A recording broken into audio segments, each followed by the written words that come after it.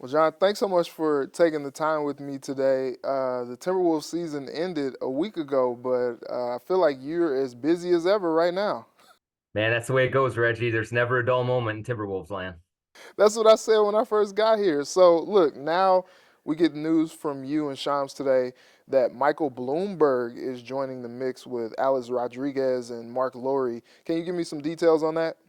Yeah, so the Alex Rodriguez and Mark Lowry, both with connections to Michael Bloomberg, they're both kind of do a lot of business in New York and spend a lot of time in New York. And I think that a couple of important things about this. One is certainly one thing that Alex Rodriguez and Mark Lowry have heard a lot of while they have been trying to buy the Timberwolves is some real skepticism about their ability to pay for this team, not just to buy it, but then to run it into the future. When you add someone like Michael Bloomberg, who I believe is 12th on the Forbes list with $106 billion net worth, that certainly adds a lot of financial security to their team. What I'm told is that Bloomberg would come in as a limited partner that would invest in a chunk of the purchase that would allow Mark Lowry and Alex Rodriguez to buy out Glenn Taylor completely from the ownership group. There was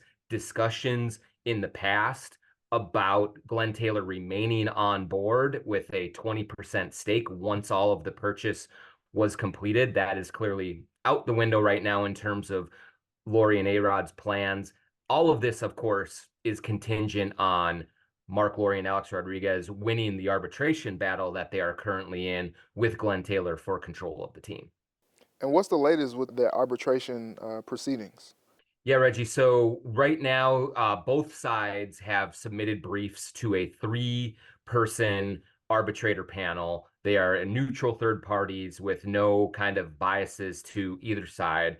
And the plan is to go through a very thorough process that will likely take most of the summer to take place. You're talking about lawyers giving interviews of prospective people that are involved in the situation.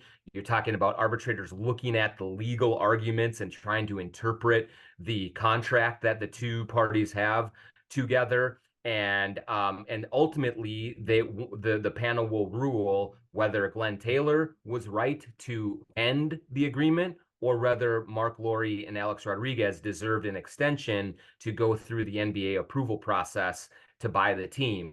And so that is expected to take most of the summer, could be August, could be September before we get any real resolution on that. But in the meantime, both sides are trying to make plans to continue forward as the leaders of this franchise and plan for the future. So I guess there is a chance that maybe the arbitration rulings don't rule in A-Rod and Lori's favor. Now they've brought Bloomberg in. What happens if that's the case? Well, so if Glenn Taylor wins the arbitration, he would retain control of the team. And then technically the Lori A-Rod group would still be minority owners with the team. Now, given the hard feelings between both sides, my guess is that there would be some sort of buyout of those of that group and both sides would go their separate ways. But yes, I think that if if Glenn Taylor does win, that certainly would mean that Mayor Bloomberg's involvement in the Timberwolves would be very brief, if at all. And now, they seem to be pretty confident. They have been confident from when, it was kind of this media firestorm when all this news came out about Glenn backing out of the deal. They're making plans. Some of that in the article that you said was them possibly doing a new stadium for the Timberwolves, building a new arena. Um, where is that? Yeah, so you're right, Reggie. I think that both sides really have to proceed as if they're going to win this case. Both sides have an extremely high confidence in their positions and think they're going to come out on top. So neither side can afford to really sit on their hands and just wait for a ruling to happen.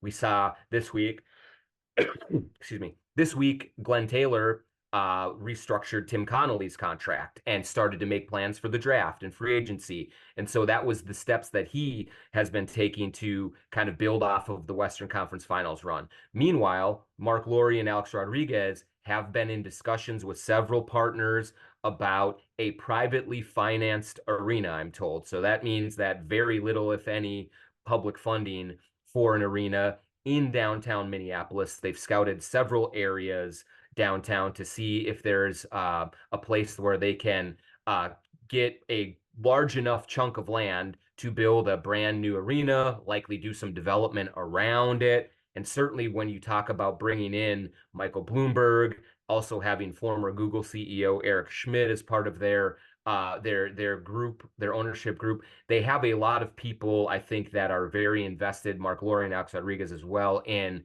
development and finding revenue streams outside of just what's happening with the team. And so a new arena is very much a priority. I'm told that they want to get moving if they were to win this arbitration very, very quickly on the deal. And so with a hopeful target date of maybe even 2031, as early as that, if they can get all their ducks in a row and get something happening there. Obviously, this is all very much in the formative planning stages and contingent upon what happens in arbitration, but certainly Lori and A-Rod very much looking at a new arena and privately financed to get that done.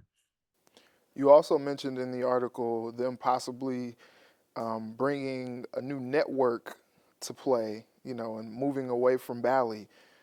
What does that look like?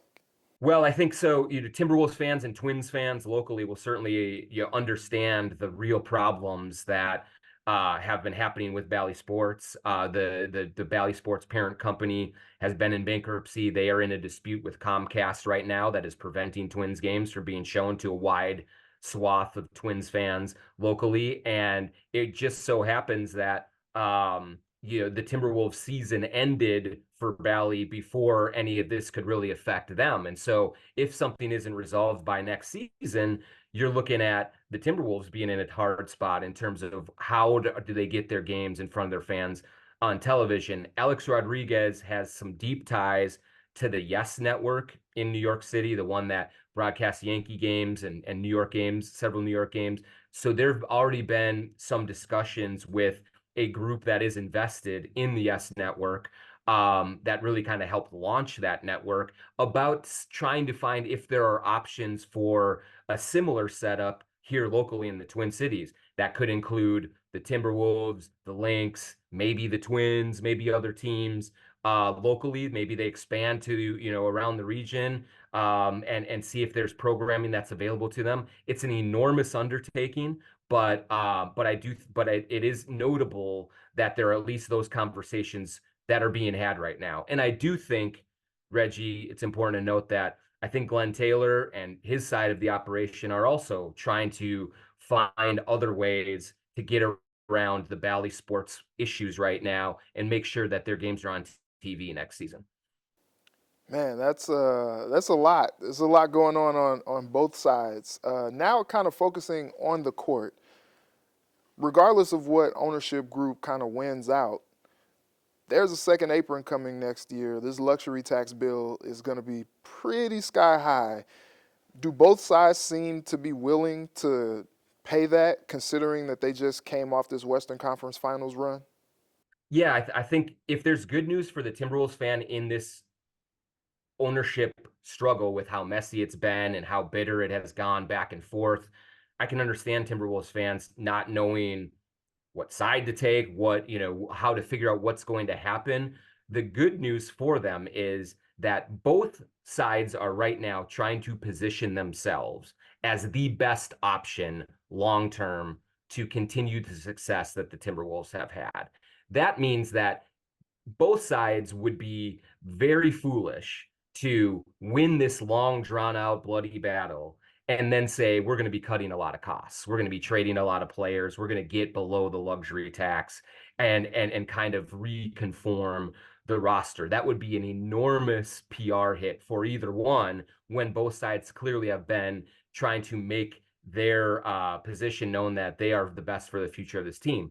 All that to be said is that I think both sides are deeply invested in paying the luxury tax, in trying to field a very competitive team and build on the massive success that this team had this year. It has been 20 years since the Timberwolves have had any kind of success similar to this. And the last thing I think either ownership group would want is for this to be a flash in the pan, a 1 year wonder type of a thing. And so I would look at both ownerships groups saying we are going to spend money and spend it big, especially early on, to try and continue this momentum.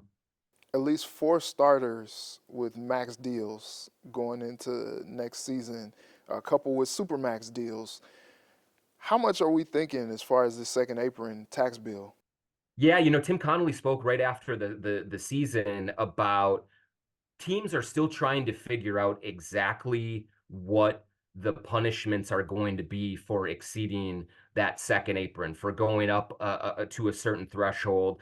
And I do think that, especially early on, the impression is that a team can do this for a year or two without the punishments being too harsh beyond excessive taxes that you have to pay. Once you are in that threshold for multiple seasons is when you start to have restrictions on roster building, on the ability to sign and trade players, on all sorts of things that way. And so I think that at least early on here, there's not going to be a terrible concern about the money spent because the ramifications are only that the people in charge will lose a little or will spend a little bit more money. And so the question will become over into year two, into year three, into year four of that kind of approach. Does it get to a point where it's just too much to bear? And we don't really know yet because this is a brand new collective bargaining agreement and a whole new kind of world that we're stepping into financially. And so we have to kind of see it play out before we can make any real projections. And lastly, for me, John, is there any reason to believe that one side or the other of this ownership group has the upper hand right now? I wish I could tell you, Reggie, but I just have not been able to decipher that. It is a very complex purchase agreement. Both sides, I've had conversations with both sides, and they are both incredibly confident that their position is the right one, that they will win out in the end. And we really don't know how that arbitration panel of three people is going to rule, how they are going to interpret all of the things that are going to be put in front of them. And so I've been trying to handicap it. I've been trying to read between the lines, and I just don't feel like I have a great feel for it. It's just going to be, for me, a wait and see thing to see exactly what happens in real time. Woo, it's going to be a interesting summer, and also seems like it's going to be a busy summer for you, my friend. So I know you'll be all over it. I appreciate you taking some time to kind of get us up to speed on what's going on. Nothing wrong with a little job security, Reggie. So thanks for having me, man. Absolutely.